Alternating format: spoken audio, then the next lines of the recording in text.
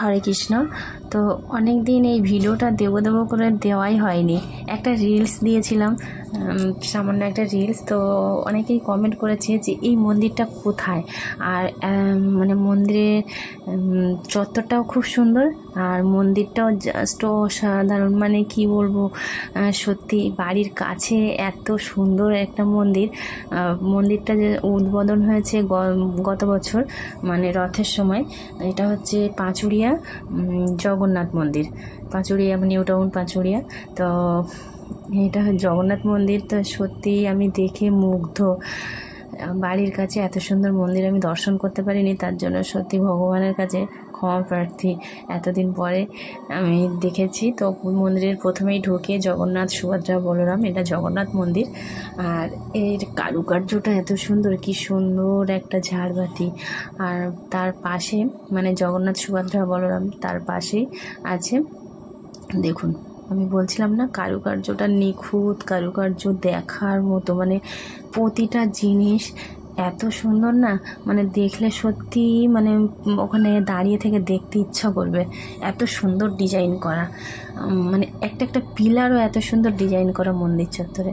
আর এই যে জগন্নাথ, সুভদ্রা, বলরাম মাঝখানটায় আছে, তার ডান সাইডটা আছে রাম, সীতা, লক্ষ্মণ।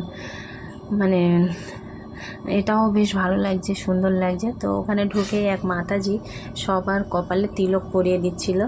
তা আমার কপালেও দিল, আর আমার তিলকটা বেঁকে গেছে, তাই বলছিলাম। তা বলছে তুমি ভিডিও করছো তো ওই পাশে মুখ করে, আমি বুঝতে পারিনি। তো যাই হোক, কপালে তিলক তো পড়েছে, এটাই অনেক। আর তার বাঁ দিকটায় হনুমানজি মানে হনুমানজি। তো ওই মন্দিরেই মানে মাঝখানটায় জগন্নাথ, সুভদ্রা, বলরাম, আর ডান সাইডে আছে রাম, সীতা, লক্ষ্মণ, আর বাঁ সাইডে আছে হনুমানজি।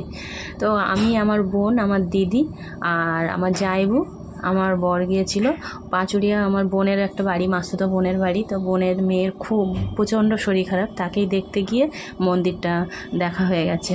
তো যাই হোক, তারপরে ওই মন্দির চত্বরেই, এটা হচ্ছে রাধাকৃষ্ণের মন্দির।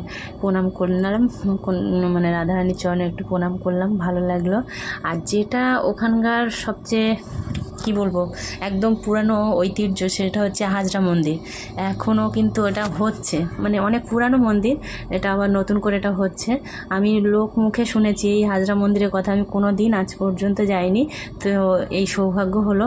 হাজরা মন্দিরে দেখুন, এই যে মানুষের মাথার কি বলে, মাথার খুলি যারে বলে, কি বলে আমি জানি না। তা ওই মাথার খুলিগুলো আছে হাজরা ঠাকুরের পায়ের নিচে। এটা মা কালীর মূর্তি। আর এই জায়গাটায়, আর এখানটা হচ্ছে শিবলিঙ্গ।